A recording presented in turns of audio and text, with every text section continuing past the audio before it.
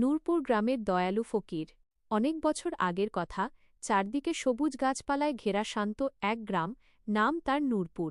গ্রামের মানুষগুলো ছিল খুব সহজ সরল, তবে অভাব যেন ছিল তাদের নিত্যদিনের সঙ্গী। সেই গ্রামে মাঝে মধ্যেই এক রহস্যময় মানুষ আসতেন, সবাই তাকে ডাকত বাবা কাদের শাহ।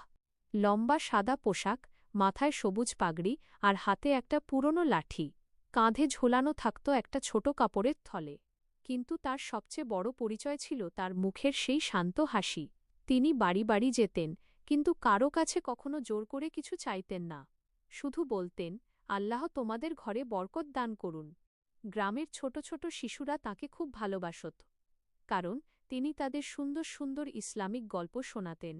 তিনি বলতেন, শোনো বাছারা, মানুষের সবচেয়ে বড় সম্পদ হল দয়া আর ভালোবাসা। একদিন বিকেলে বাবা কাদের শাহ গেলেন গ্রামের এক ধনী ব্যবসায়ী রহমান মিয়ার বাড়িতে।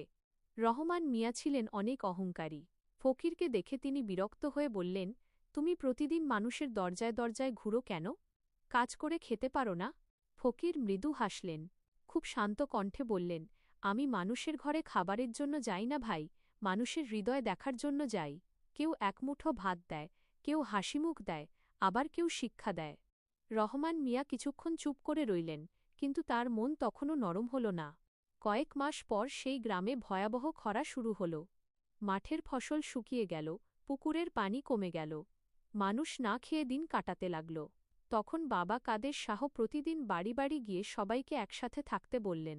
তিনি শেখালেন, যার ঘরে বেশি আছে সে যেন কম থাকা মানুষকে সাহায্য করে। আল্লাহ দানকারীকেই সবচেয়ে বেশি ভালোবাসেন। ধীরে ধীরে গ্রামের মানুষ একে অপরকে সাহায্য করতে শুরু করল। কেউ চাল দিল, কেউ পানি দিল, কেউ বা অসুস্থদের সেবা করল। সেই সময় রহমান মিয়াও দেখলেন, যাদের তিনি ছোট মনে করতেন, তারাই আজ বিপদে মানুষের পাশে দাঁড়িয়েছে। এক রাতে লজ্জিত হয়ে রহমান মিয়া ফকিরের কাছে এলেন। তাঁর চোখে পানি। তিনি বললেন, বাবা, আমি আপনাকে ভুল বুঝেছিলাম। আপনি শুধু সাহায্য করেন না, মানুষের হৃদয়ও বদলে দেন।